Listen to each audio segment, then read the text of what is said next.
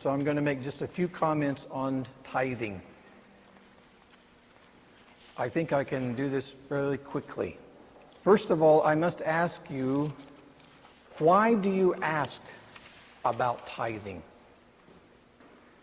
I often think that people ask about tithing because they're looking for some rationalization to get out of giving.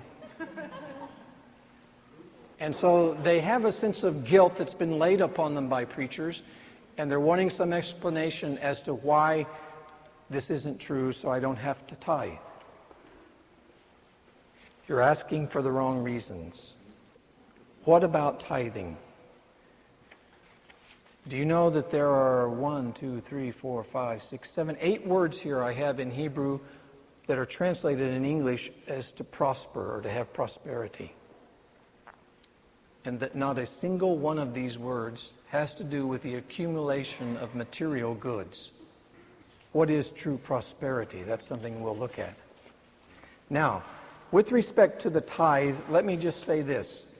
The whole issue of tithing, from my understanding of it, can be dealt in the following way. From the point of view of Torah, point number 1, as the guidance, direction, and will of God, it has continuing relevance to us. As one of the stipulations under the Mosaic commandments, we are not legally bound to that. In a nutshell, that's my position. The Torah gives us clear indications of the following: that we should give generously, joyously, periodically, regularly, and proportionately. That's the principle. We should give generously, joyously, proportionately, and periodically. But we're not part of this community of Israel, and as a legal stipulation, this is not directly relevant to us in the way that it was to Jesus and the Jews of the first century. It's not a coincidence, for example, that except for the Gospels, there's not a single mention of tithing in all the rest of the New Testament. That's not just a coincidence. What we do have abundant evidence in the New Testament of is the importance of giving, and giving regularly, generously, and proportionately. When people say, I believe in tithing, what they tend to mean, most Christians, is I believe in giving a regular percentage of my income to God as a gift for His kingdom out of thanksgiving for all He's given to me. And I affirm that 100%. What I'm not comfortable with are preachers who put their congregations under enormous guilt and a kind of legalism, insisting that they give 10% to that church, independent of what that church may be doing, that church has the right, that church is the storehouse for them and has a legal right to their 10%. That is not biblical in my judgment. In fact, the whole issue of tithing, by the very people who espouse it based on Old Testament scriptures, never tell you the whole story.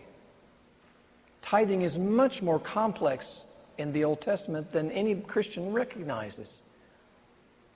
Do you know that if you figure it all out, typically a Jew under the Mosaic covenant was responsible for giving anywhere from 20 to 25% of his income? Not just 10. The ma'aser, the Hebrew word for tithe is ma'aser.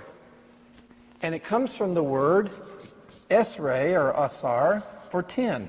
Ma'aser. But what you never hear about is there was, for example, the ma'aser rishon, the first tithe. There was the ma'aser sheni, the second tithe. There was the ma'aser ani, the tithe for the poor. How many of you have ever heard of these? Very explicit in the scriptures. Very explicit in the rabbinic discussions of Jesus' day. The scriptures also say that you tithe on your produce and then on the agriculture in the land of Israel. And the tithes go to the temple. to the Levites, and from the Levites to the priests in the temple and in the storehouses of the temple. Why is it that Orthodox Jews who keep the jot and tittle of God's law don't tithe today? Did you know that? Orthodox Jews don't tithe. Why? Because the temple isn't standing, and there are no Levites and priests to accept the tithes for the maintenance of the temple. And yet, on the other hand, why is it that the Jewish people as an ethnic group, social group, give more proportionately than any other group in America? Do you know that the